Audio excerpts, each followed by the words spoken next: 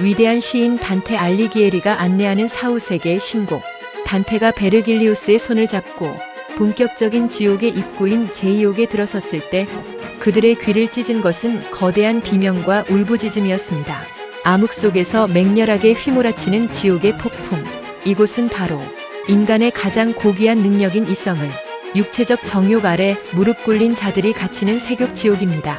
감정의 폭풍에 몸을 맡겼던 대가로 영혼들이 영원한 폭풍에 찢기는 이곳. 놀랍게도 이 지옥의 맨 앞줄에는 인류 역사와 신화를 뒤흔든 거대한 영웅들과 군주들이 서 있습니다. 그들은 왜 이곳으로 떨어졌을까요?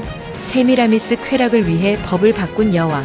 폭풍 속에서 가장 먼저 이름을 올린 인물은 아시리아의 전설적인 여제 세미라미스입니다. 바빌론의 공중정원을 세울 만큼 강력한 통치력을 가졌던 그녀의 죄는 단순히 성적 타락이 아니었습니다. 그녀는 자신의 멈출 수 없는 방종과 친아들과의 금기된 스캔들을 감추기 위해 국가의 가장 엄격한 기준인 법률을 통째로 뜯어고쳤습니다. 왕국 안에서는 누구나 원하는 대로 쾌락을 즐겨도 좋다.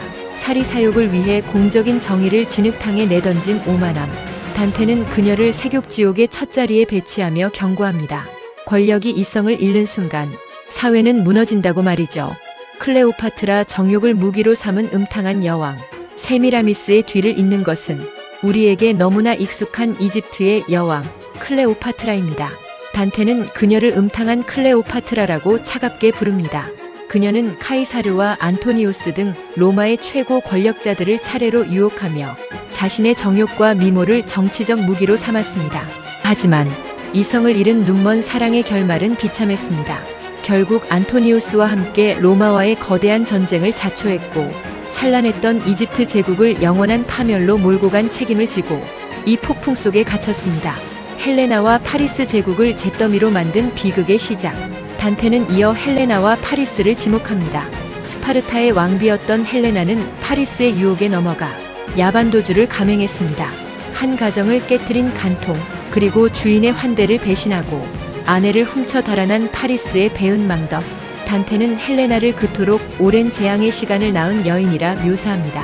이성을 버린 두 사람의 야반도주는 결국 10년 동안 수많은 영웅의 피를 흘리게 한 트로이 전쟁의 서막이었고 찬란했던 고국 트로이를 한 줌의 잿더미로 만들었습니다.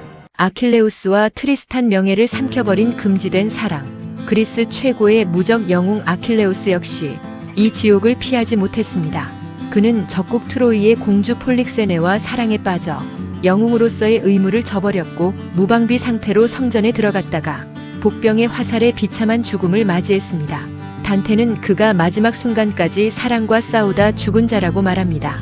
주군의 여인인 이졸대와 기사의 명예를 저버린 채 금지된 사랑을 나눈 트리스탄 역시 마찬가지입니다. 그들의 사랑은 애절한 문학이었을지언정 단테의 시선에서는 신의와 명예를 배신한 눈먼 욕망에 불과했습니다.